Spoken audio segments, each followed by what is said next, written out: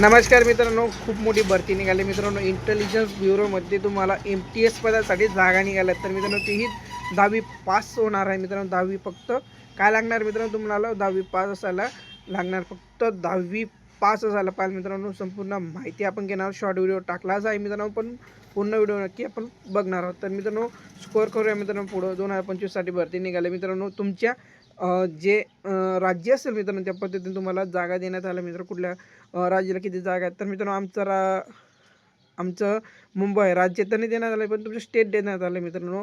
म्हणजे तुमचा जो जिल्हा आहे तो देण्यात आला आहे. तर मित्रांनो आमचं 2 जिल्हे आहेत मित्रांनो, मुंबई आणि नागपूर. तर मित्रांनो मुंबईला आपल्याला एकूण 22 जागा देण्यात आल्या, तर नागपूरला फक्त 2च जागा देण्यात आल्या. मी स्कोअर करूया मित्रांनो. 10वी पास असायला गरजेचं आहे मित्रांनो.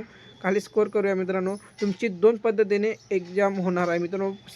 2 पद्धतीमध्ये एक्झाम होणार आहे. तुम्हाला खाली सविस्तर माहिती देणार आहोत.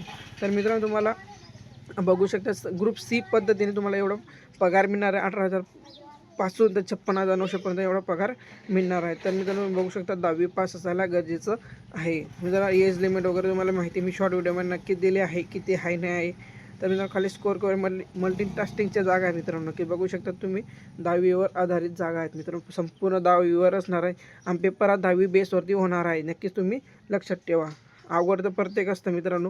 हे बघा मित्रांनो, एक्झामचं कसं आहे ते पॅटर्न नक्कीच तुम्ही बघू शकता. तर मी सांगणार आहे मित्रांनो, general awareness, quantity aptitude, numeric analyse आणि इंग्लिश लँग्वेज असणार आहे. तुम्हाला एकूण प्रश्न मार्क 100 असणार आहे मित्रांनो. 100 मार्काचा पेपर आहे. 1 तास तुम्हाला भेटणार आहे. तर मित्रांनो दुसरा पेपर कसा आहे नक्की तुम्ही समजू शकता. तर मित्रांनो दुसरा पेपर हा तुम्हाला